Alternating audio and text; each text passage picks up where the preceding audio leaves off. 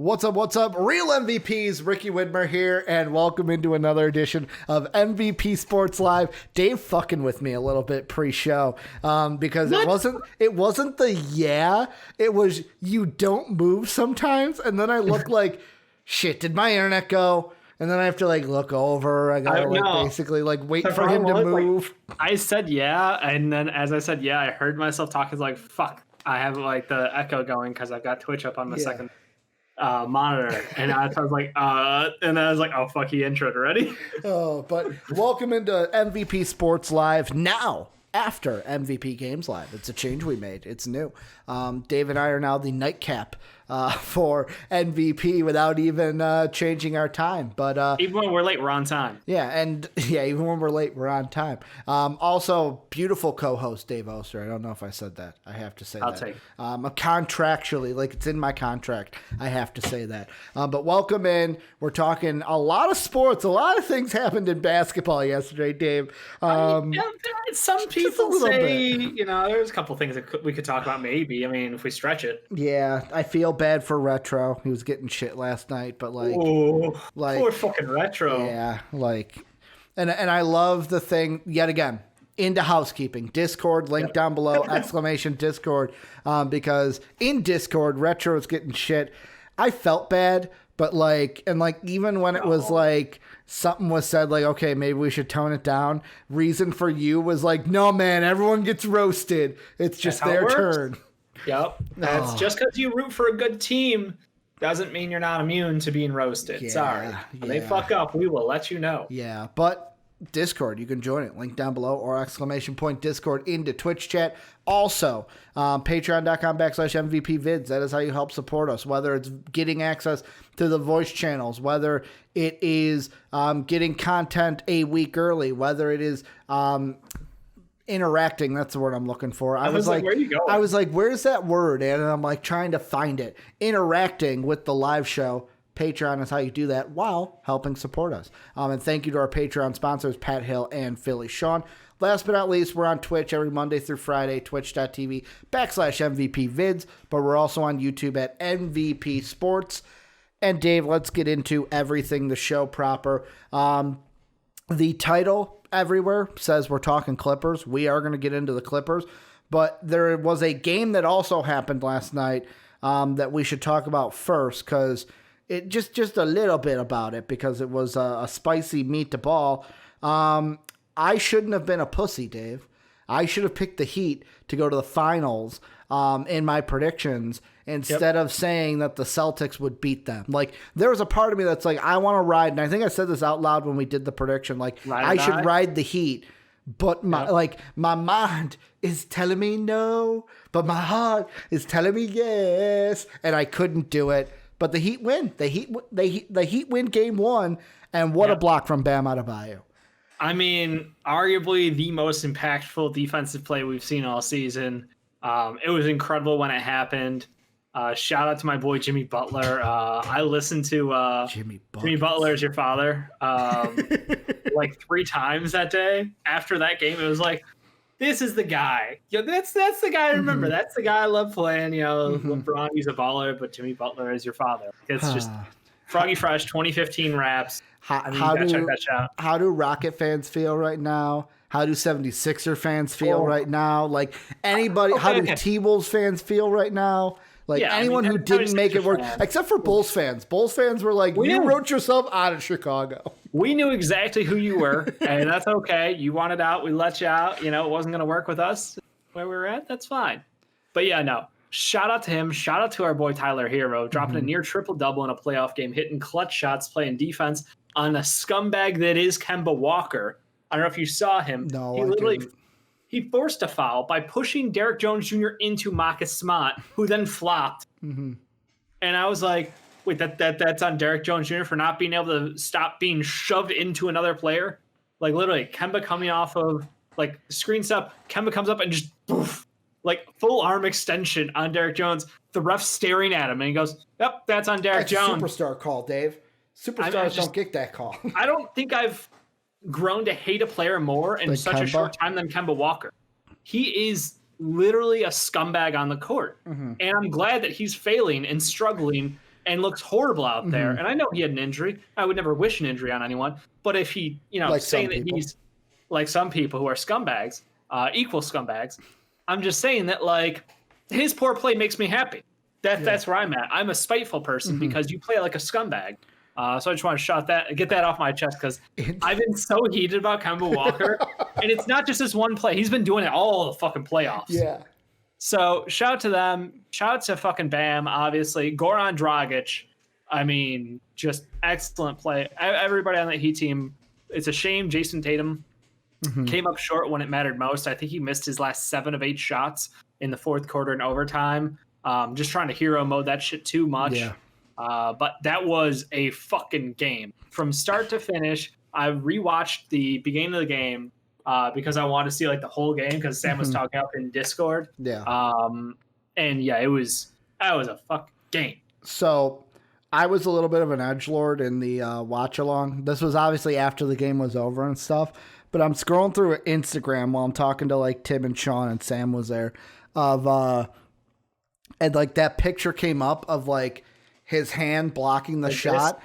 And like I was the edgelord of like, I don't know, guys, technically looking at the picture, his hand's in the rim, the ball's on a downward trajectory. Like, I don't know, could have been goaltending, man.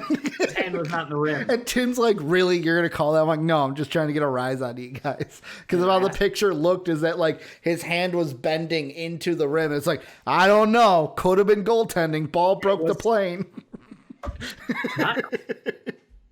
But I think this finally settles the fact that, for people who still had questions, Jimmy Butler is better than Paul George. Yeah.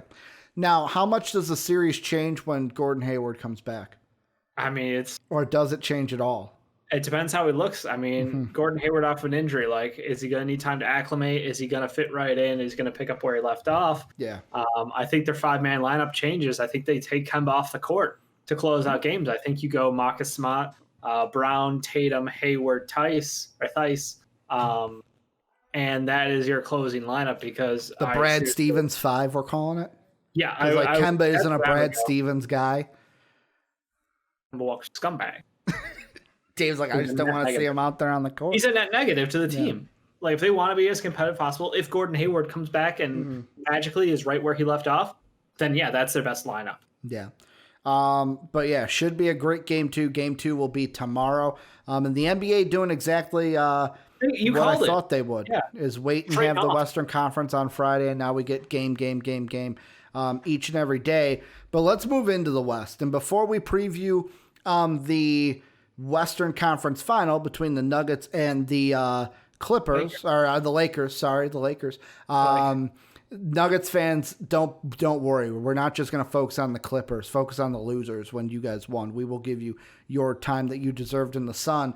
But Dave, we got to focus on the Clippers because it's almost like what we did with the Rockets of like, where do they go from here? Because this was a team that was built with one goal in mind, to win a championship. Kawhi was going to be, and still has the opportunity because he's got one more year next year at the least, to win 3 titles with 3 different teams, which we all thought, most people thought. There were other people that thought the Lakers could do it.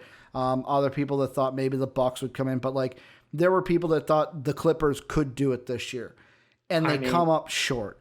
And the Clippers, I know a lot of people are talking about Kawhi. Cowherd today kind of talked about how this came down to choices, where Kawhi had a choice this offseason. He could have stayed in Toronto, where Cowherd said they have great ownership, they've got the pieces, they've won a title, the East is weaker than the West. The other choice was he could have went to LA. He could have played with LeBron. He could have teamed up with the arguably the 1 and 2 best players in this year's NBA because KD was injured. So KD not playing. So arguably the 1 and 2 of the pantheon of players for this year. In what world was Anthony Davis better than Giannis? No. I'm saying like Kawhi and LeBron. Kawhi and LeBron would have been 1-2. Him joining Anthony Davis and LeBron. No. I'm saying if Kawhi would have went to LA, LeBron and Kawhi would be 1-2. Like the two best players in the league are on the same team. Maybe. Depending on how much you like Giannis and stuff like that. Yeah. But I feel like most people would say maybe 1-2 there. But he chose to go to the Clippers. He chose to go to a team that has a history of losing, teaming up with Paul George, who, yet again, we thought everyone was optimistic when it happened. It didn't work out this year. Dave, in your mind, what needs to change for the Clippers, if anything? I mean, we previewed a little bit yesterday when we were talking, the matchup that would be. Yeah. And I think you got to start number one with the coach. I think Doc Rivers is the first piece to go on that group. And I know it sounds callous and insensitive to say the day after the team lost in the playoffs that their coach should be removed from his position. But I think he is the first piece that needs to move. The problem is that contractually, obviously, you're locked in with Paul George. You're locked in with Kawhi Leonard for next year. You got Shamet. You've got Zubac all locked down. I think Lou will for one more as well. But you got to pay. Like, do you want to bring back your sixth man of the year, number 2? Do you want to bring back Marux Morris, who was a huge help to them in the playoffs? Or like you don't know. Reggie is another guy who got some minutes for them. Didn't see as much playing time as many people maybe thought he would. Honestly, like their wing depth out there didn't seem as good as it was, and it seemed like nobody could take over a game when it counted. They struggled down the line, and because of where they're at with contracts, I could see them like maybe making some moves this offseason, maybe buying a couple picks in the second round. Again, they don't have really draft capital, but they do have a couple of people at the end of that bench. They've got some money.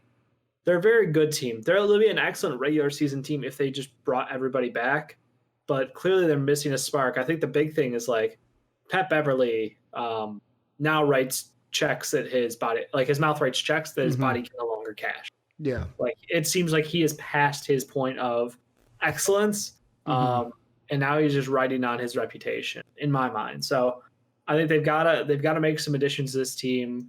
I would love to see a better creator for them who is not so absolutely god awful of a liability on the defensive end. Like, I don't think Montrezl Harrell is positive for this team. Yeah, I talked a lot of shit about him because I thought the fact that he won the award that Dennis Schroeder should have won. It was just kind of like a whatever because it's like, oh well, Lou Williams is a scoring guy off the bench and Montrezl Harrell is just the scoring guy off the bench too. And when they're both on the floor, yes, he gets easy buckets, but he also just gets demolished on the other end. So you have to wonder how they're able to compete in that West with having Anthony Davis there, having Yusuf Nurkic there, having Nikola Jokic there. Like, that's a big fucking three of guys. And then we don't know what's going to happen with other teams and what they're doing with their big men. But, like, you just can't do that. Like, they have holes on that team they need to fix. They don't really have the capital as far as draft stock to get them this year to fill them all with guys who can step in and play right away, in my mind. But they do have the opportunity to maybe pay some cash, get some late picks, see if they can get anybody who can contribute, like one of those, seniors or upperclassmen in the draft who can play, 8 minutes a game where it matters. Great for them. Because, like, looking at the contracts, the people that are up this year, Reggie Jackson, going to be an unrestricted free agent. Yep. And besides that, it's Marux Morris, Montrezl Harrell, and Patrick Patterson are all of their free agents. So, like, they could let Marux walk. They could let Harrell walk. That would free up about, 15 mil and 16 mil together make $21 million to where they can target somebody in free agency. And I'm not talking about, like, one of the big free agents. They're going to need to go out there and kind of say, okay, do we want to bring back Morris? Do we want to bring back Harrell? And if not, can we go out there and, like, I don't know if they target a undrafted, like, upperclassman type player. I wonder if they target, like, hey, this is a veteran player or even a player that's been in the league like 3 or 4 years, but hey, they've got a unique skill set that we could use on this team. Maybe somebody who, like, most of the people they're losing are big guys with 3 power forwards and then 1 point guard. leaving, but at the same The team time, doesn't have a like, point guard. Can we just be honest? Like Pat what? Beverly isn't that guy. Hmm. And that's the problem is he's locked up for 2 more years, Yep. 13 to 14 million. Yep. Lou Williams is a scoring guard, but plays point guard basically to Hmm. that bench unit at 8 million. And I wonder, like, I feel like maybe they need to go spend some money, find themselves someone who can create some offense. And like I said, it is more of a well-rounded player than, if you could tape Lou Williams to Patrick Beverly and make them one player, that'd be great. That'd be absolutely great, but they're not. But you can't do that. Looking at the free agents really quick, I'm going to pull up, I don't want spot rack, I want Hoops Hype. They usually have some good rankings of, let's see, Anthony Davis, obviously. Ingram doesn't fit that, but like Fred VanVleet is on this list, DeMar DeRozan, of course, all these player options that we have. But I think that Doc Rivers is going to be the scapegoat. But yet again, I feel like one thing that I was thinking about with this kind of whole situation, it's not even just the Clippers, it's the entire NBA playoffs this year, is it was brought up last night in the watch along as a joke, but I do seriously think that I'm not saying one should be like put in, but yet again, it's hard to say that one shouldn't. I can say the A word. This, like, I'm not saying put an asterisk next to the champion, but I do think that when the history books are written, when we talk about this year, we do have to talk about how different this year was. Not even just talking about the pandemic and the stopping of play, but the bubble as a whole. Because I do think one of the things, and I'm not saying this as a reason of excuse, the Clippers had every chance to close out this series. They blew 15 and 16-point leads multiple times. But at the same time, from what we've seen, and we've seen it multiple times in different series, is the bubble is proving why people love March Madness so much, like this tournament setting, because even like Colin Cowherd said it today of like, usually you've got like veterans don't crumble, usually in situations of like where the opposing crowd is coming down. Usually younger players, some of them shrivel up in that atmosphere because they're just like, they're not used to like the big game 7. If this was in front of a Clipper crowd, maybe the outcome is different. Because you have that opposing crowd against the Nuggets. Yeah, there is. There's no such thing. No, Clippers don't have fans. They do have fans, Dave. Yes, I know LA is a Laker town, but there are still Clipper fans in LA. What I'm saying is, because Tim said the same thing. Oh, well, it's a Laker crowd. No, if it's Clippers Nuggets, that LA crowd, like that would be, it would make a different story. And I think it would impact the game to where the bubble is good for basketball. I like it because I like the neutral site thing, because it kind of, that's why we see so many upsets in my mind in college basketball, because Duke can come out, not play in front of the Cameron Crazies. And how are you playing different when you don't have, and of course college arenas are different. They're a lot like packed in, and they're kind of like big loud boxes, especially like what they have in Cameron for Duke, for example. I think that needs to be taken into some consideration here. That, I mean, the Nuggets did everything they could. I'm not going to take anything away from the Nuggets. They got the job done twice now. Once against the Jazz, now against the Clippers. But I feel like a little bit of the bubble plays into why we're seeing this in basketball. And I'm not saying it's a bad thing. I just think that it needs to be brought up to some extent. I think this is the best basketball we've seen in ages. Yeah. I think that the bubble basketball is honestly like one of the best things I've seen from the NBA in such a long time. And I think that it's proving a point that, hey, I don't think the crowd noise plays as big of a factor in basketball as it does in like football. So I think that football home field advantage is so massive. Like a dead silent Superdome was bizarre. Yeah. Like that. It just, I listen to like Aaron Rodgers was talking about his games, like his hard counts, his calls, everything is dead silent out there. You can hear everything everyone's saying. It's just a different world. I think with basketball, like it just comes down to like, hey, do you have the mental toughness to focus on basketball and only basketball for 3 months? Yeah. If you do, great, you're gonna succeed. And guess what we're seeing? We're seeing the Miami Heat, who are one of the toughest teams in the NBA, be able to succeed strive through everything without a single fucking problem. Yeah. We're seeing the excellently coached Boston Celtics do the same thing. Lakers, very similar. Like they're able to overcome anything, all the media, whatever bullshit. Guess what? We're in the bubble. Doesn't fucking matter. Like nothing. Yeah. I think that's the thing is the Clippers were a team where we all had these lofty expectations of them. I don't believe they would have had any home court advantage at all. That's my personal belief. I just feel like there's no. I think if you want to put an asterisk on a season, you can put an asterisk on it. You can say so and so was injured. That's an asterisk. Yeah, and that's Curry's why, not playing. That's an asterisk. And that's why I don't want to put the asterisk there. You can be, but like it doesn't take anything away from the fact that the Denver Nuggets have played better basketball than the Clippers have, and they've been a better team all season than the Clippers have. I'll ask this then, because I don't want to put the asterisk on the season, but like because I agree with you, this has been more entertaining basketball than I think we've seen in some time, especially in the playoffs. Yeah. Is there a chance that I know this is a little bit away from the Clippers, but I'm going to ask it anyways, and then we'll go back to the Clippers. Is there a chance the NBA sees this and goes, you know what? Let's try to do neutral site playoffs to where it's like, we're not going to do the whole, like it's in these two cities.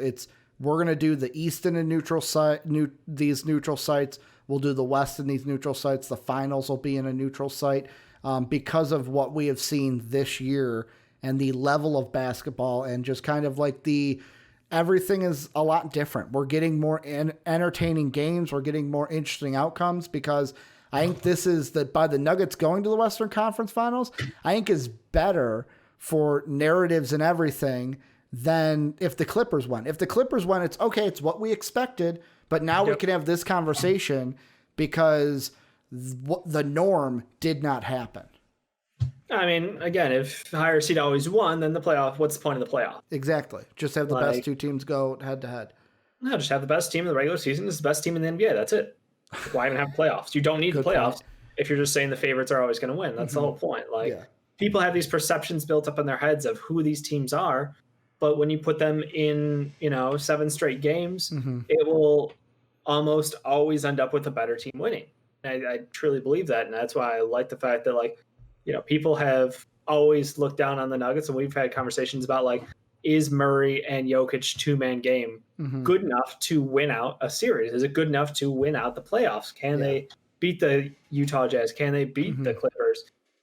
And I mean, let's be fucking honest. Yes, offensively, when those two guys click, Jokic is a top 7 player in the NBA right now. Shit, probably better than that. I'm just trying to be cautiously save myself some room. Is he the wiggle? Is he the best Jamal center Murray in the league? Insane numbers. Is he the best center in the league? Because that was a conversation that came up yesterday in the Watch Along channel. It's hard to say he's not. Okay. I mean, the only guy who has a chance against him is Embiid, and I don't know that he is better necessarily. I think that Jokic provides more offense and good enough defense versus Embiid's amazing defense and good enough offense. Okay, because Sean brought up, he's like, I know I'm a Sixers fan, but he goes, I would even say Jokic is the best center in the NBA right now. Yeah, I definitely feel that way. I mean, the man had near triple-double numbers every single game, 20-10 games, left and right. He is a fucking monster out there. The decision-making out of a 7-footer like that with the ability to execute on it is insane. Yeah. So they're very, very good. They're very, very good, and they clearly deserve the spot. As far as the Clippers go, as far as the home court advantage and the neutral sites, I think so much depends on, where we're at with the vaccine, where we're at with everything for this upcoming season, because I don't see a way that Canada allows teams to travel back and forth. So what does that do for the Raptors? Where are they going to play out of if we're not doing another bubble, if we're not doing some sort of interesting situation there, if they're going to play out of a college gym or something? Do we expect to have crowds in some stadiums, crowds in no stadiums? Are we just ignoring the fact that the virus exists anymore and just being go back to normal, live with it? There's only 200,000 people dead in America alone. Live with it. Have we hit that or die? Yet? Yeah, we actually hit it literally hours after we finished the show yesterday. We're maybe in a week or so we'll hit. No, it literally was that day, 3 hours later when all the reports came in. Jesus Christ. So, yeah, and that's just the reported numbers. That's not the people who are claiming pneumonia.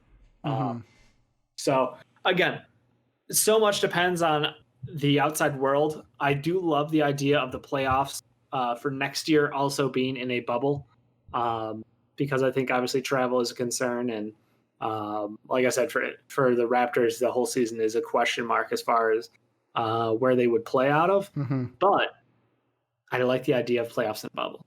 Yeah. I really do. Because like the other thing I'm looking at is even on the NHL side, because they've even done a bubble as well, is you look at the teams, and the Islanders just won last night, so they pushed their season ahead. Many people thought that, like, for example, the Vegas Knights were going to go back and repeat. They're the number 1 seed. They lost. Now, I know Dallas was only the 3 seed, and it wasn't anything like super crazy like that.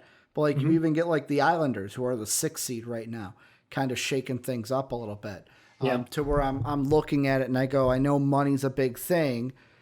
Even if you could say like, okay, anything made from this series is just they could do it basically money wise the same way that they do these, of like, okay, the home team would get games 1, 2, 5, and 7.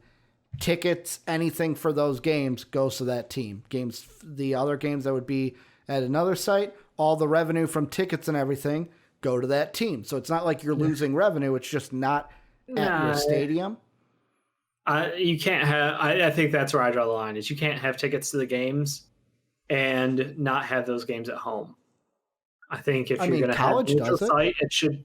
I feel differently for the NBA. I feel neutral site should be neutral and no fan kind of a deal. Like I think that's, if they're going to have the playoffs in the bubble, I don't want there to be fans trapped in the bubble, you know? I think that's where I stand. But I'm saying like in a world past COVID where we don't have to be bubble. No, I like the home games. I like home games, but I'm just saying for like, because I'm bringing this up as like, could this be a viable option to make the playoffs better, even past COVID and everything? Like, that's what I'm saying. Like, should the NBA switch to a neutral site system? I don't believe so. I think the home court advantage in the NBA, even if it's not realized on the court, I think the fans deserve to see their team play in the playoffs. Like, if that's a situation where we're going to have fans in stands, then I don't want to take that opportunity away from fans who have that passion for the team and not being able to go because it's hosted somewhere outside of their normal range, you know? Okay. Good point. Back to the Clippers, though. Like Doc Rivers, he's obviously the scapegoat here. And I'm going to use the word scapegoat because there's obviously people that are going to think he should be fired. He's blown a 3-1 lead now 3 times in his career. 2003, the Orlando Magic, the 8th seed, were up 3-1 on the Pistons. Pistons came back and won. 2015, the Clippers were up 3-1 on the Rockets. We know what happened there. And then last night, obviously, this collapse as well. And Kevin O'Connor from The Ringer even brings up that there have been 6 teams coached by Doc Rivers that have blown 3-1 or 3-2 leads. 2020 series against the Nuggets, 3-1 lead. 2015, 3-1 lead. 2012, the East Finals, lost a 3-2 lead. But, like, I look at that and that's a series where I go, the Heat had LeBron. Like, yet again, the best player took over. The Heatles, were the Heatles. Did people look at that and really think that Rondo was the best player in that series? To be honest with you, that's my feeling. Okay. He was a different kind of beast back in the day. Playoff Rondo had taken over. Okay. But I will give credit to the fact that, yes, LeBron was the best player in the NBA. Just during those stretch of games, it felt like Rajon Rondo was a different fucking kind of monster. Because, like, the thing that I look at is, like, especially everything up until the last 2. Yep. 2003, I believe that was the Pistons that went to the finals. So he lost to a team that was in the finals. The 3-2 lead in 2009 when his Celtics team lost to the Magic, that was the Magic team that beat LeBron and then went to the finals. A young LeBron, but went to the finals. They ruined the Kobe LeBron finals. Let's just say it like it is. They ruined it. That was also the series that LeBron had that fucking great shot from like almost half court where he hit that 3 to win the game. It was like game 1 or 2. I remember I was at your house when we watched it. We were playing WoW when we watched it. And I was Fair excited because I was a LeBron fan back then. Then 2010, he loses in the yes, they were up 3-2, but the Lakers had fucking Phil Jackson and Kobe Bryant. Like, it wasn't like that was a shit team that they were going up against. It's not like it was a bad team either. Yeah, I know. It's not like they were a bad team, but like the two I can kind of be like, okay, I understand, are the 2010 NBA Finals and the 2012 Eastern Conference Finals, because the guys that they were going up against, it's not like, oh man, LeBron and Kobe are down 3-2. No way they can come back and win a series. Like, come on now. I get what you're putting out there. I'm just saying, Doc Rivers is kind of cursed coach at this point, and unless he has overwhelmingly better talent than you, maybe his coaching's been overrated a little. Yeah, not overrated, but maybe he needs to take a step back. The thing is, he doesn't make changes. Like, if you want to come at it and say he didn't make, like, he is the definition of what they say for insane. Insane is doing the same thing over and over and over without changing and expecting a different result. If you want to say that's why he should be fired, then you are spot on. Because in a playoff series, I'm not saying you have to like, oh, this happened, be like so reactive to things. But like, you have to be proactive. You have to be reactive and stuff, to where you cannot do the same thing over and over and over, because if someone figures it out, then it's like, okay, they figured it out. We need to change something. Another thing that kind of sits with me, to where it's like, I don't know how you feel about this, Dave. I don't even know the reason for it, but there was a report that apparently numerous Clipper players in like the fourth quarter were like asking to come out after like 3 minutes because they were just gassed. Like that there was a stamina issue in the fourth quarter with these Clipper players. And I don't know if that's like had given up on the game. That's what like people like Damian Lillard and CJ going off on Twitter seemed. Did it seem like they gave up? Out of that balloon as soon as they were getting dicked on. Like, they came out from halftime, scored a couple points, the game got close again, and then all of a sudden the Nuggets pulled away with the lead, and it just felt like there was no energy on the Clippers side of the ball. It felt like they were in a point where it was just like they hadn't hit desperation energy, where you start playing like frantic up tempo, just putting it all on the line. Like, I've seen the Raptors do that. I've seen who's the other team I saw do it this year in the playoffs? The Celtics. The Celtics and Raptors series was an excellent example of that. I was like, they're playing with such pace and intensity, and I felt like both of those things were lacking on the Clippers side. I don't know if Doc couldn't get the guys fired up, if they were just in their own heads about it and they were, just down on themselves or down on the situation. Like, it's easy to understand. Like, look, you guys blew 3 straight lead, like large double-digit lead in game. I understand why you're fucking moping, but like, this is the NBA playoffs, and if you can't get up for this game, then you don't deserve to be here. Yeah, it was a Bleacher Report tweet I saw, and their source was Mark Spears, that says several Clippers had trouble playing stints longer than 3 minutes in Game 7 and asked to be pulled for a breather during the fourth quarter. Like, that to me, it's like, that is, if it's something like you were talking about, where it's like the air came out of the balloon, that would make more sense to me. But also at the same time, it's like, if that's how you thought in the fourth quarter, you don't deserve to win a game. Like, if you're going to give up, you don't deserve to win a game.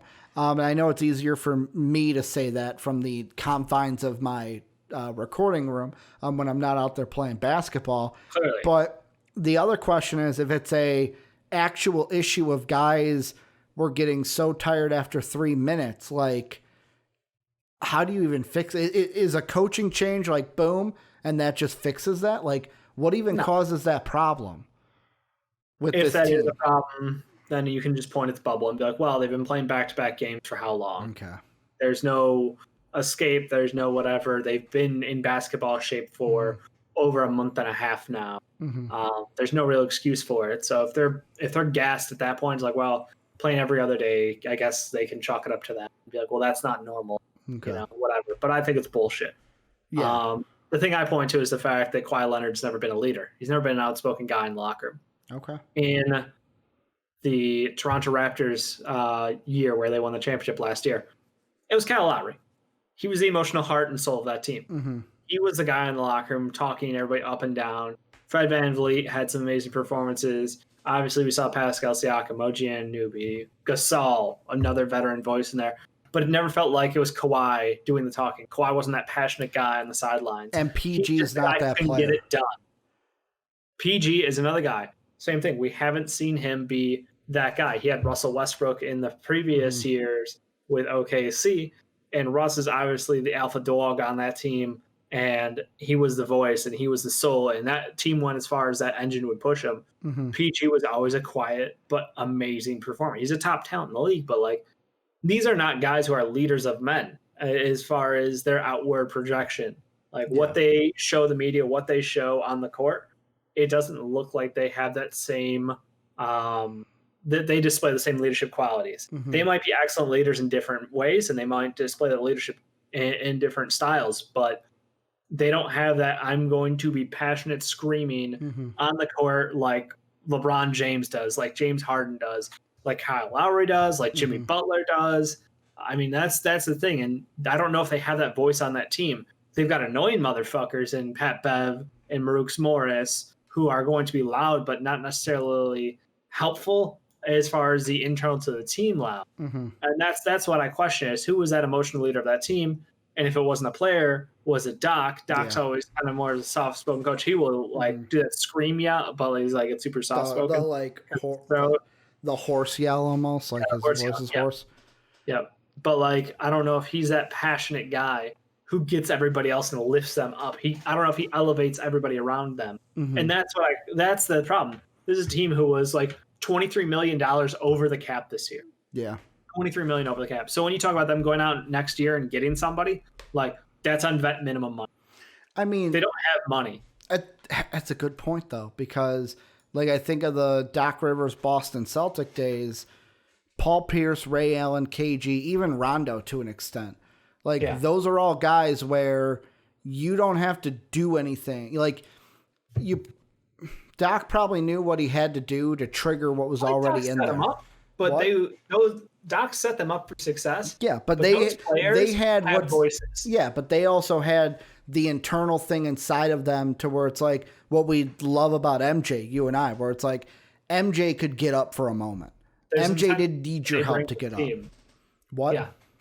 There's an intensity that they bring to the team. Special players like that have it. And I think Kawhi Leonard is just an excellent player. Like literally we talked about him being maybe the number 2, maybe the number 3 player in the NBA, but it's like he's not the guy who seems like he's going to be the locker room leader. He's not giving the rah-rah speeches. He's not the guy who's pushing everybody. He's more of a lead by example. I'm putting in my work. I'm being excellent. Why aren't you? And like I don't know if that's necessarily what they needed during this playoff run. And clearly they weren't able to execute on that anyway. So when you have 2 top 20 players in Paul George and Kawhi Leonard, it is disappointing to see them fall short, and they are in a situation where they're fucked for money.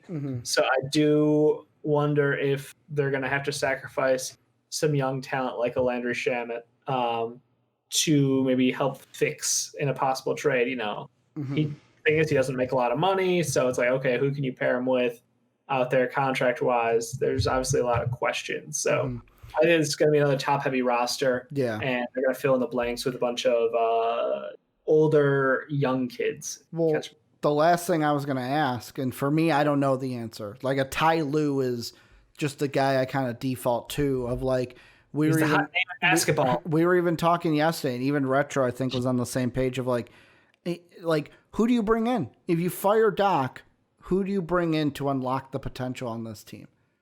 Yeah. Like, is it just Ty Lue or bust then? No, I have no fucking clue. I don't know who this team needs. Somebody who's just got an incredible passion for the game of basketball. I mean, like, I don't think D'Antoni fits. Again, D'Antoni, we think point guard systems. This team doesn't have a true point guard in my mind. So exactly. I mean, he has worked with Pat Beverly though. I mean, Pat Beverly came from D'Antoni. The Rockets steal for CP3. So like, they've got a rapport. He's well respected. Same with Lou Will. I think they're both Rockets. But I still don't know. I don't have a coach who screams out to me as like, this is the guy this team needs yet. I'm still looking at the names available, and like everything shifts day to day seemingly as far as who's the best fit for which team. We're hearing a lot of Wes Unseld now for the Chicago Bulls. We're hearing some different things. And that's because, well, the Nuggets succeeded, so therefore does he, take credit for, like, he gets that like side credit where it's like, well, that he's on a successful team and they just surprised the world. The only thing I could think of is, and I don't see this happening, I'm just bringing it up to speak it out there, is the only way I feel like there's like a perfect candidate is if Ballmer and the Clippers were somehow able to pry Pop away from the Spurs. And like hey, if you want to win a championship to end your career, because we don't know what Pop wants. We're not Popovich.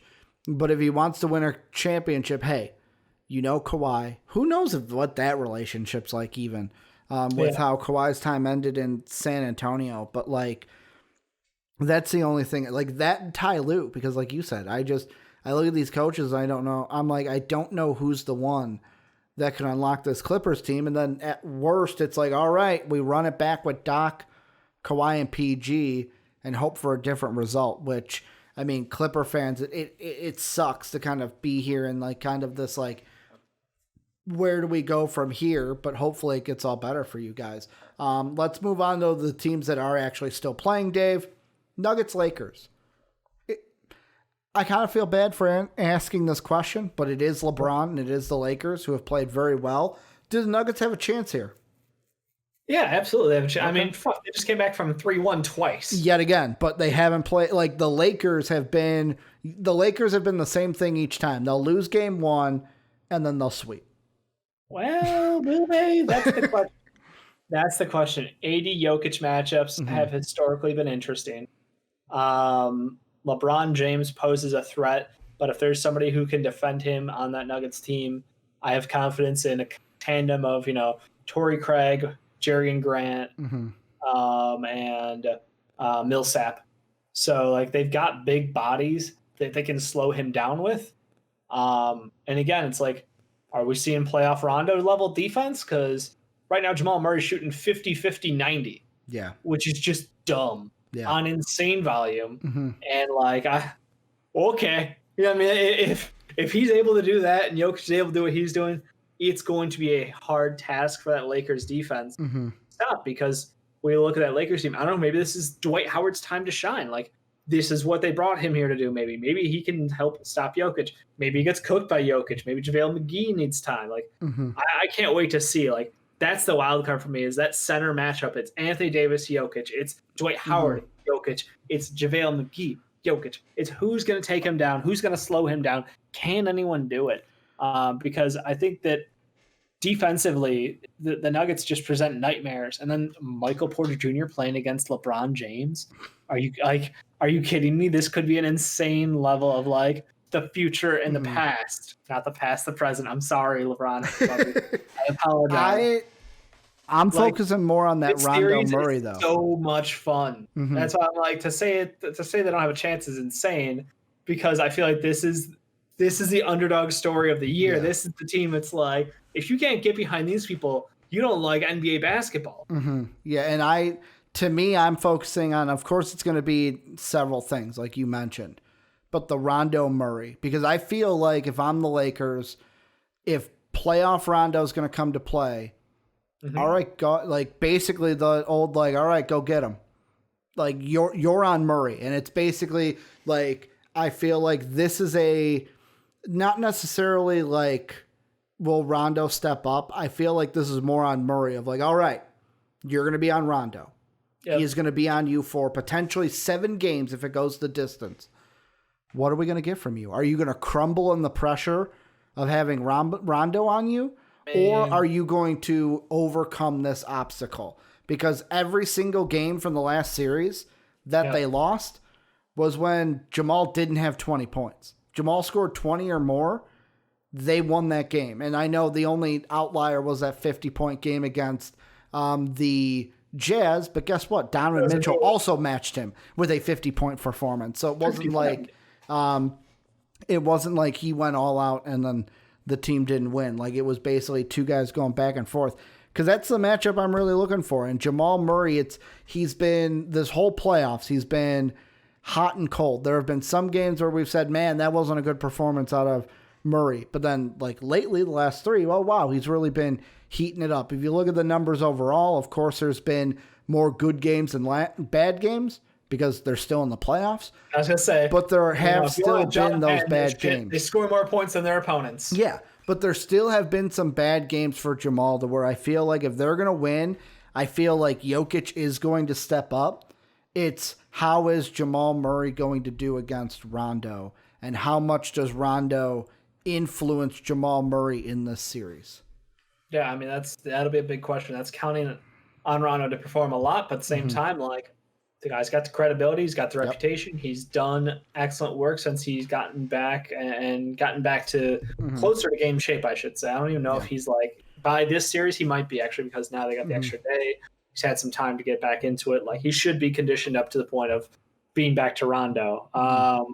Obviously, Alex Caruso going to see a lot of playing minutes. He was clutch for them in the last series, too. You can't just mention Rondo without talking Alex Caruso. Yeah. So, got to give the him Caruso credit. The what? The Caruso is what they call it. Oh, the Caruso? Jesus Christ. No. So, no, like, I think this is going to be an incredible matchup.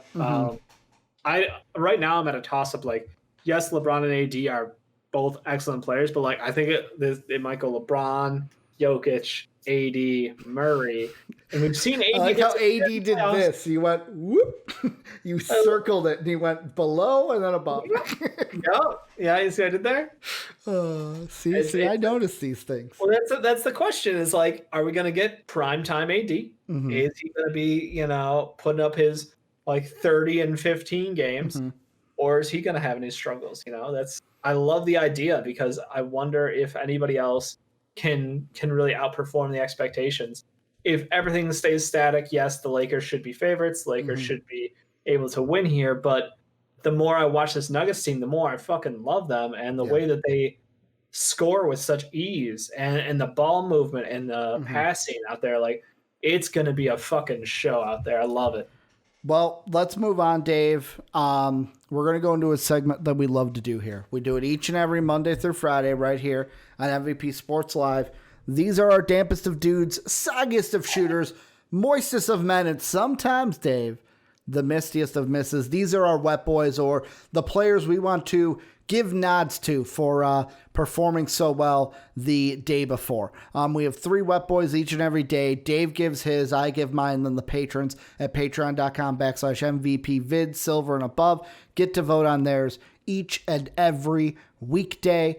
If you would like to get in on that, support us, patreon.com/MVP vids. But Dave, without stalling any longer, who's your wet boy for September 16th, 2020? It's Bam. It's Bam Adebayo. Like, this man has been, he's been nothing shy of phenomenal. Like, this is one of the biggest jumps in skill that we've seen any given season. He was good last year. He's incredible this year. I mean, I almost kind of want to see, like, 2 blocks, but parentheses, like 1 GWB or game winning block up there for him. You got the game winning goal for hockey, so I almost want to be like, Bam had game winning block also. But again, the Heat plays such fucking phenomenal defense. It's team defense through and through. They shut down one guy. They force people into bad shots. They force people into situations, and Bam is just, he's so uber talented. He's thriving in that system. So happy for him. Yeah, and I mean, we talked about the Heat earlier. I am pulling for them. Sorry, JD. I'm pulling for them to beat the Celtics. But Dave, with mine, I'm going back to the Misty Miss realm of things. So I'm just going to set this up. Shea Petty got a little petty, Dave. And the reason why I say that is this one has a story. So yesterday, the Mercury and the Mystics played their single elimination game for the first round, which I will say, I'm not a fan of this in the WNBA of how they set up their playoffs, where it's 5 through 8, play 2 games of a single elimination. Then those two winners play the 3 and the 4 in a single elimination game. And then those two winners play the 1 and the 2 for a best of 5, and then the championship is a best of 5.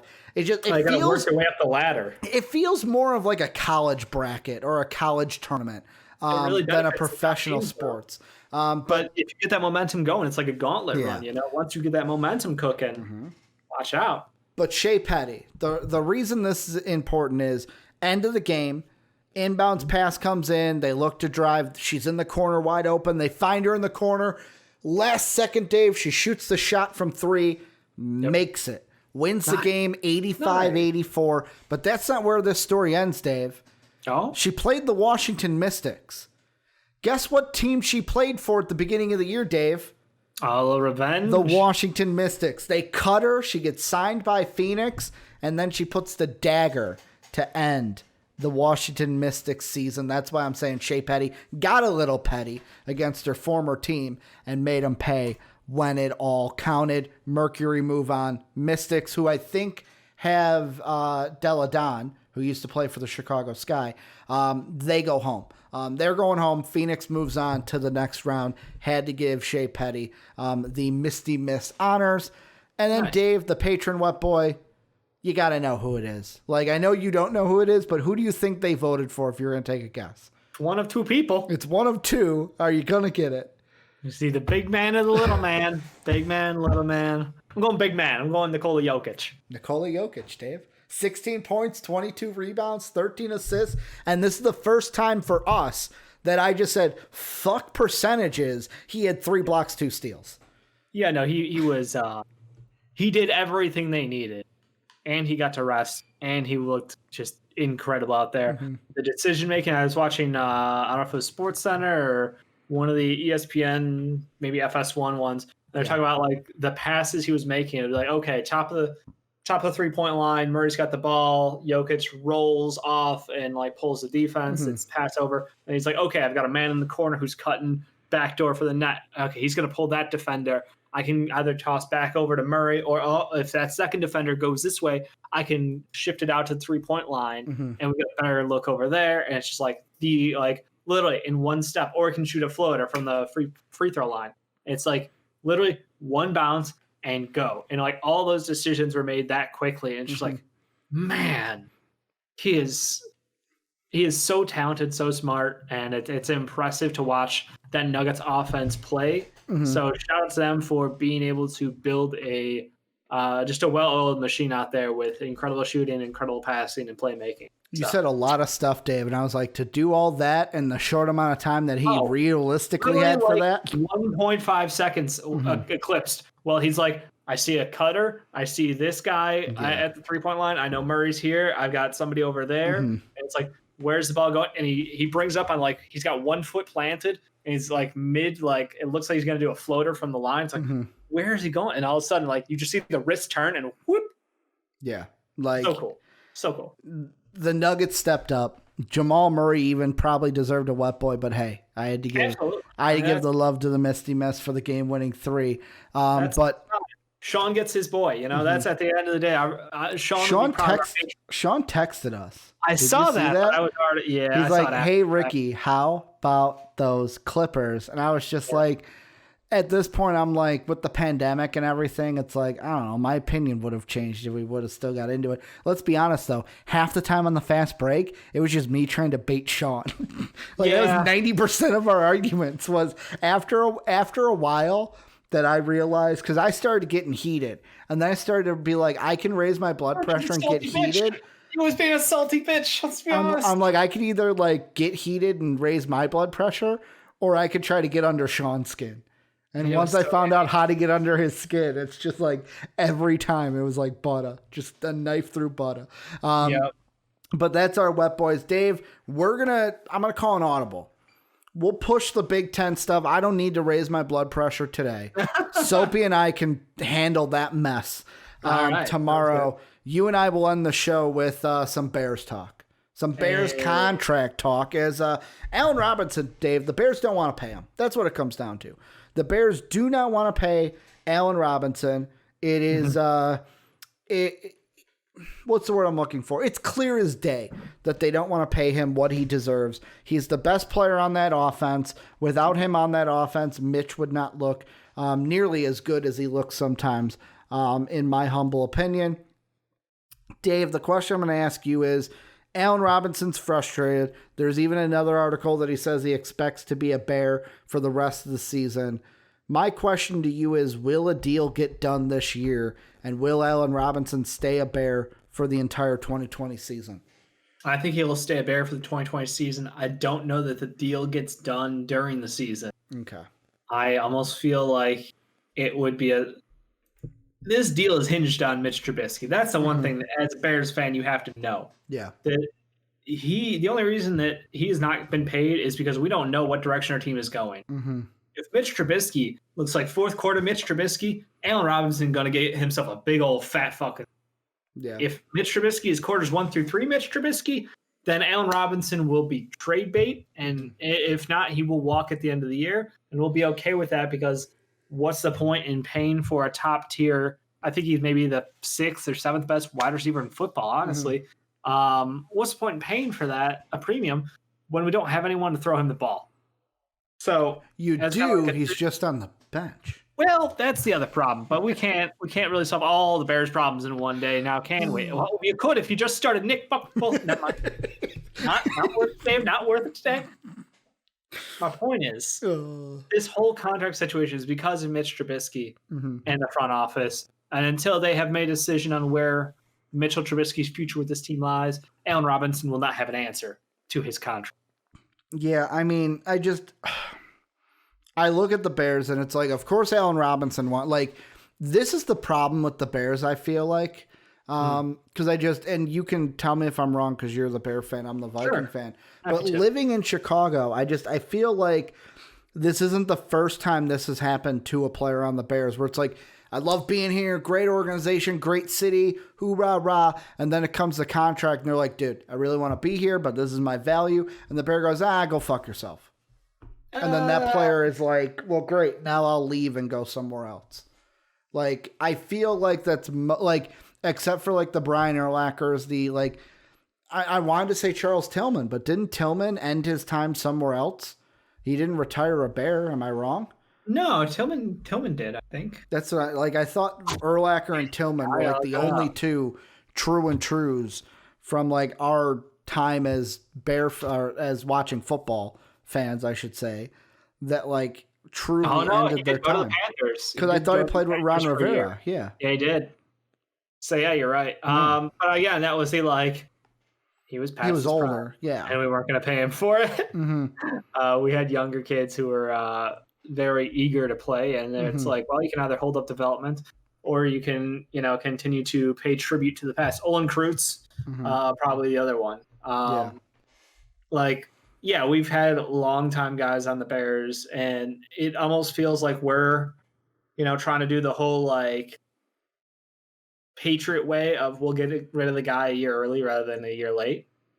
So I think that's where I kind of land on it, except our guys aren't usually as good as that. Maybe by the time we get rid of the guys, it's usually towards the end of their careers. It's you don't get the tribute contract Kobe style that you would. It'll just be like, well, you had a good time with us, go play somewhere else, Lance Briggs. You had a good time with us, Matt Forte, go have fun with the Jets for a couple of years. We don't need to keep you around here. Unfortunately, we can pay someone cheaper. Football's a tougher sport to do that for. Yeah. And it just feels like it's a business. And I don't have any problem with it, but I don't think it's necessarily a problem with the Bears. I don't think we've had situations where it's if we'd only paid to keep that guy around, I'm trying to think back of Matt Forte. Yeah, Matt Forte situation. We moved on from Matt Forte. I mean, the only reason it sucked for a couple of years was because we shit the bed a little bit on the picks. Yeah, no, I'm saying Matt Forte has been in the situation that Allen Robinson is in. And this is a tweet from 2012. Yep. It says Lance Briggs on being in Forte's situation in 2007. The toughest part was that I wanted a long-term deal and the organization didn't. No, they're trying to put the business first, and I totally get it. It's don't get locked into long-term deals with guys who are nearing the end of their primes or the end of their careers even. So, but Allen Robinson isn't at the end of his prime. That's the thing. No, but you don't pay a premium for a skill position if you don't have the guy to get him the ball. It's like, why would you pay? I mean, why would you pay Odell Beckham Jr. big money when you don't have a quarterback who can throw him the fucking football? Yeah. Well, You at know, the time, that's why there's a trade. At the time, Eli kind of fell off after that, and then Eli retired. Then you had the Browns thought they had Baker Mayfield. They thought Baker was going to be the guy, and now they figured it out. It's wrong, so now they're looking to move him. Yeah, like that's the deal. Is you don't need to pay top dollar for guys who don't have the guys who can help them out the most. Like that's the thing.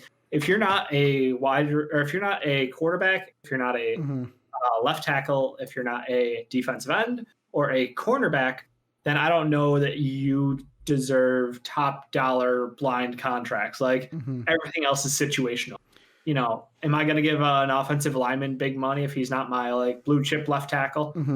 Probably not, unless I've got a quarterback who's not extremely mobile. Like you look at what New York's got right now and like, well, fuck, we need to go get some offensive linemen. Well, I guarantee you they're going to get like 2 in the draft and 1 in free agency, and that line's going to look decent next year.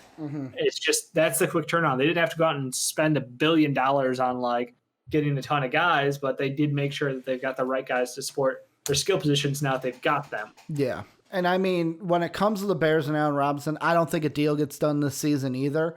But like the thing that I think that then goes into is like the Bears. They're obviously thinking of this as a business.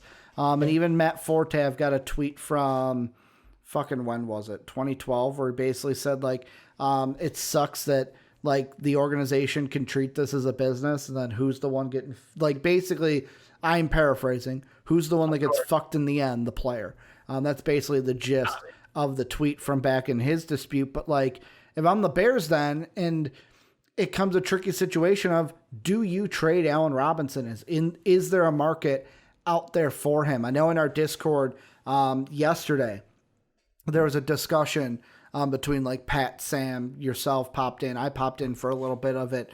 And the question was like, if the Bears did trade him, what would you even get? And the thing that I threw out was the last receiver that I could think of, not DeAndre Hopkins, because that one's different because there was an actual, like David Johnson was involved in that trade. I'm just talking last wide receiver that was good. This was a first round wide receiver. Allen Robinson was not a first rounder. So that's, I guess, different if you think of that. But Brandon Cooks, he was traded twice. He was traded once the first time where the team trading him got a first round pick and a 4th round pick. That was Saints to Patriots, right? Saints to Rams, I think it was. I think so. Or you're right. It might have been the Patriots, and then he went to the Rams from the Patriots. Because the second time, the Patriots then got a 1st and a 6th for him. So, like, using those two maybe as barometers, because, like, Brandon Cooks, yes, he was a first-round pick, but because of injuries and everything, I feel like Allen Robinson is better right now than Brandon Cooks is. Like, could the Bears get at least a 4th and a 5th or a 4th and a 6th for Allen Robinson to help out their draft stock if they're looking at this going, we're not going to pay you? Wait, what round picks were you thinking we're going to get? 1st and a 5th or a 1st and a 6th. Kind of like just taking the Brandon Cooks ones and modifying it, because I do think Allen Robinson could be worth a 1st round pick. Yeah, that's what I'm on the line. I'm like late 1, early 2, either way. Like if it's a 2, it's going to be a 2 and a 3. Yeah. If it's a 1, it's a 1 and a 5 or 1 and a 6 maybe. Like that's I could see that. A 2-4 or a 1-6 makes sense to me for Allen Robinson. The problem is those guys have to pay him immediately. Yeah. The good side is I think most teams these days are open up their wallets. So we'll see what happens. Yeah, like I'm even looking at here because the first thing I do it.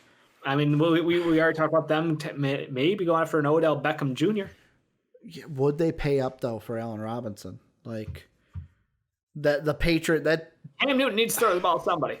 Yeah, but here's another thing: is Cam Newton going to be there past this year because he's on a 1-year deal? Is this just the 1-year deal and we'll deal with that problem when it comes later? Or if Cam Newton keeps playing well, will he get a long-term deal with the Patriots? Like, Yeah, I think that's the other side of that contract. You only know that about 10, 11 games into the season, I bet. Yeah, because like I look at other teams and it's like the Texans. It's like, oh, they could be a team that if they feel like they need a wide receiver, Allen Robinson might not be as much money as like DeAndre Hopkins would have made. Definitely not. Yeah. But at the same time, Houston's first-round pick this year is with Miami. Right. Because they made that deal for Laramie Tunsil. So it's like it right now too, looking at like draft picks, you can't because it's half the league is one loss. Exactly. The other half is one win. Like we can speculate on who's probably going to be a lower pick. And really the only team that I could see, I can't see them making a deal, but I would try to make a deal if I was them. But there's no way the Bears make this deal. The Packers. Oh, yeah. Is it the Packers give up their first-round pick and their sixth-round pick? But there's no way the Bears trade Allen Robinson in division. No. So, like, the Vikings, we the would Lions, rather the Packers cut off our own legs than give him to the Packers. That's not what we do here. Mm-hmm. Unless if there's a situation by the trade deadline, if the Bears are like 0-7 and there's no chance of the playoffs. We did win a game already, so okay, 1-6. 1-6. And the playoffs are pretty much if dead. we're 1-6, I'm mortgaging the team. You want out, you can have out, motherfucker. You're 1-6. How are you this awful? Mitch Trubisky's played all 7 games too. That would be how they're that awful. And he has not been replaced. Why has he not been replaced? Yeah. In this hypothetical. Our head coach and our GM would be fired by 1-6. And I brought that up too, because I think this is it fits with this Allen Robinson stuff of how long is Ryan Pace going to be with the Bears? And as long as Mitch Trubisky. Well, and that's the thing. The reason why I brought that up in Discord when we were having this Allen Robinson conversation is I don't think Ryan Pace is going to be with the Bears long, because I think that the only reason the Bears are sticking with Mitch Trubisky is, like we've said, Ryan Pace fucked up. And instead of saying, hey, I fucked up and owning up to it, he's steering into it to where it's like, you only scouted Mitch, you tunneled visioned on Mitch, and it was the wrong choice. You did not hit. When the other two quarterbacks, Deshaun Watson and Patty Mahomes, are performing a lot better. To start this year, Mitch Trubisky does have the best passing performance out of the 3 of them. I'm just saying. Good point. But yet again, stats aren't everything. You have to look at the rest One of the is a Super Bowl. You have to look at the rest of the draft picks he's whiffed. It's a collective. It's not one isolated incident that has caused the Bears' downfall. But it's this one, though, that it's like, why are you so... Like, I get why they're so handicapped on it, because you have to be. I feel like Ryan Pace is like, well, if I admit that I'm wrong here, that's a big oof. It's a big oof to say I oofed on, because I traded up for oof. I gave up picks to get Mitch Trubisky. Although, what did they take with those picks? The Niners? Let's see. Yeah, I'm going to say, like, they didn't really get much at the end of the day, I think. I mean, we lost value, but like they didn't get anybody who was like a star. I mean, I guess, but at the same time, you could also do the retrospective, like who could you have taken there? We're the Bears, so we suck in the early rounds, though. So like, good point. That's a good point. That is a good point, especially like Ryan Pace is making those picks. So like, yeah, I mean, the last good pick we've had has been like Roquan, and before that, I mean, like, it's been a lot of struggles. So Adam Shaheen, Leonard Floyd, we're talking Kevin White. We're really good at those early rounders, So you gave up a first, third, and fourth in the current draft, and then a third round in the next year. So the 49ers got, with those picks, Solomon Thomas, they took at 3. At 67... they traded that pick. And the Saints took Alvin Kamara at 67. We didn't need... Other players that were around there, Cooper Kupp was taken at 69. Nice. Nice. Let's see. Yeah, pretty much Cooper Kupp was the only one taken. Yeah, but unless we drafted a wide receiver later in that draft, then it doesn't matter, because we weren't going to take a wide receiver. And then at 111... the 49ers traded that pick again to the Seattle Seahawks for Tedrick Thompson. So okay, Yeah, you guys then had 112 from the Rams where you took Eddie Jackson. yeah, I think that worked out okay for us. But guys who were after that, if you would have had the double pick at 11 and 111, 112, Samaje No, we Ryan just was swapped. there. It was a swap. It was a first round swap and a fifth round, I guess, or a fourth round, whatever No, the fuck the that is. pick you got at 112 was from the Rams. Yeah, you got Oh, it from the Rams for okay. that was in a deal where the Rams traded the 112th selection, and the Bears gave up their fourth and sixth round selections. So Neat. you gave up 117, which ended up being Josh Reynolds, Yeah, okay. and then 197.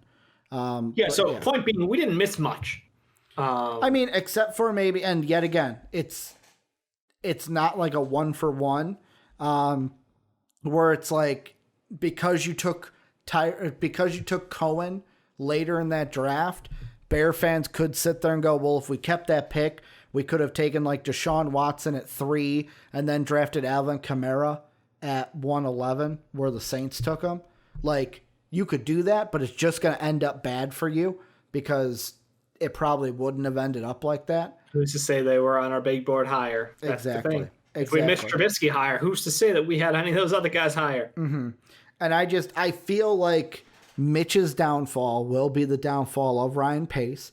I feel like I don't I don't think Ryan Pace is going to be with this team long because like you look at the seasons, like you've had since Mitch Trubisky got drafted, one winning season and 1 8-8 year. The other two were losing seasons. And really that winning season, how much of it was on Mitch Trubisky and how much was it on, wow, we had a really good defense with Vic Fangio and the best defensive player in the game in Khalil Mack.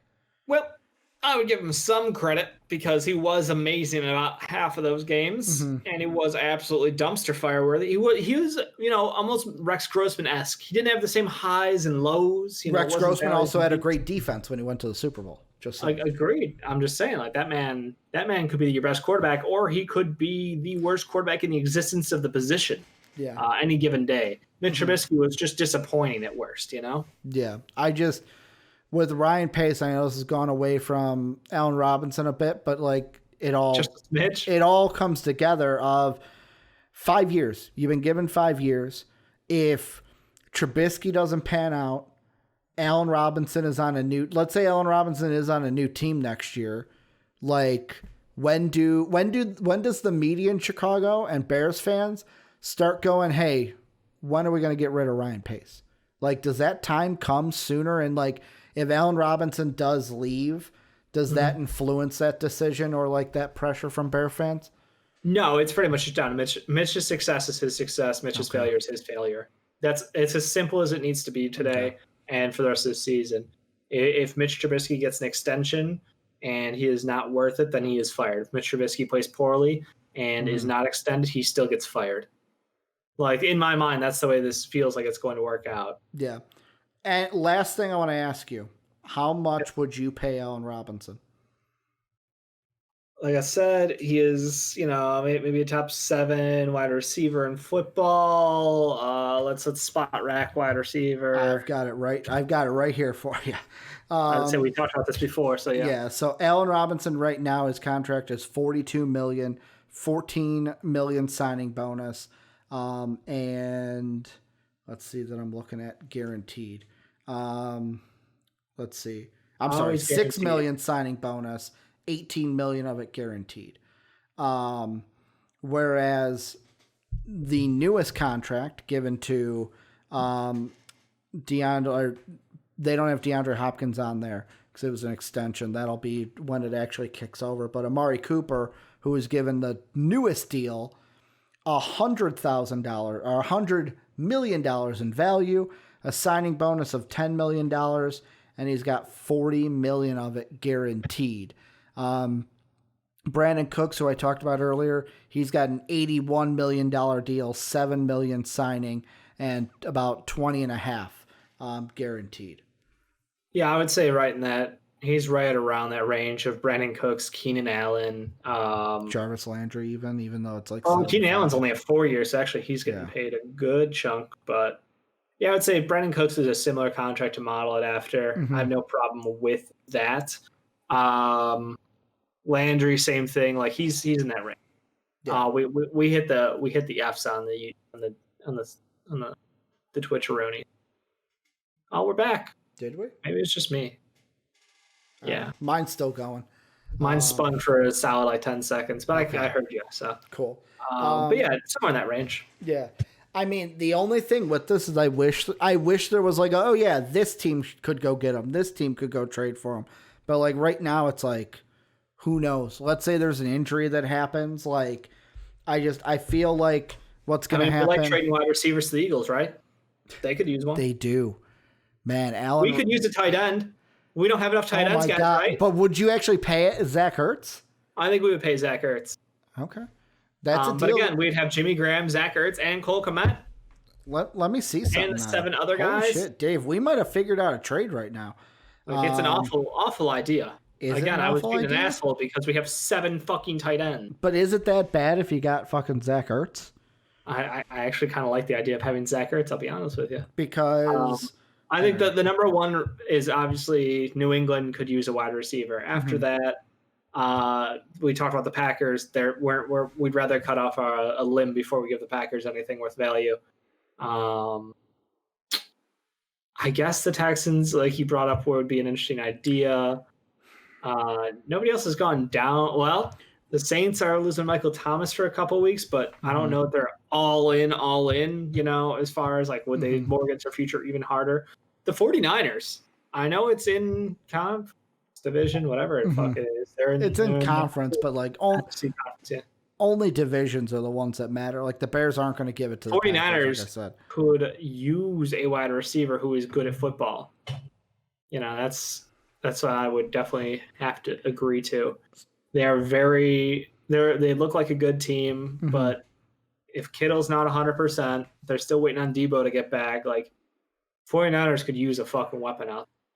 So before I say this trade, sure, who would you rank as the highest player in the trade, Allen Robinson or Zach Ertz? Allen Robinson. So if that's the case, what if it was a deal of the Bears give up Allen Robinson and they're you don't have a 4th. So they're like 3rd round pick for Zach Ertz, a 2nd and a 5th.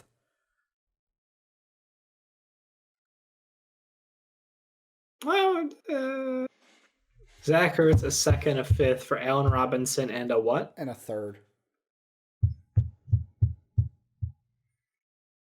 Yeah, I would pull the trigger on that. And that's me. The only thing. Why not just add more tight ends? I took the DeAndre Hopkins trade and kind of just modified it because it was Hopkins and a 4th for Johnson, a 2nd, and a. Why not the Diggs deal? The Diggs deal could work too. But that was just picks, right? We didn't get anything from them. I think so, yeah. We didn't. I think we would take picks at this point. Yeah, just picks. You wouldn't even take a Zach Ertz. You'd be. I would love Zach Ertz. I just think it's hilarious that we have 17 tight ends. Yeah. And even like Sam mentioned, Kmet. Kmet has some good hands. He didn't show shit so far, but yeah. Yeah. But that's going to do it for MVP Sports Live. Thank you guys for obviously watching. Dave and I will not be back tomorrow. Dave will not be here. Soapy will be here filling in for Dave. But Dave will be back just in time on Friday to make some picks for football and talk about fantasy football for our Football Friday. Remember, join the Discord, link down below, ! Discord and Twitch chat. Patreon.com/MVPvids to help support us. Thank you to our Patreon sponsors, Pat Hill and Philly Sean. And then last but not least, we're on Twitch, twitch.tv/MVPvids, but we're also on YouTube at MVP Sports as well. That's going to do it for us. No Games Live after, as Games Live is now before MVP Sports Live. Don't know if you guys heard that, if you were a Games Live fan, but yes, Games Live is now going to be before Sports Live. So that is going to do it for us today. Want to thank you guys for watching, and as always, have a good day, everybody.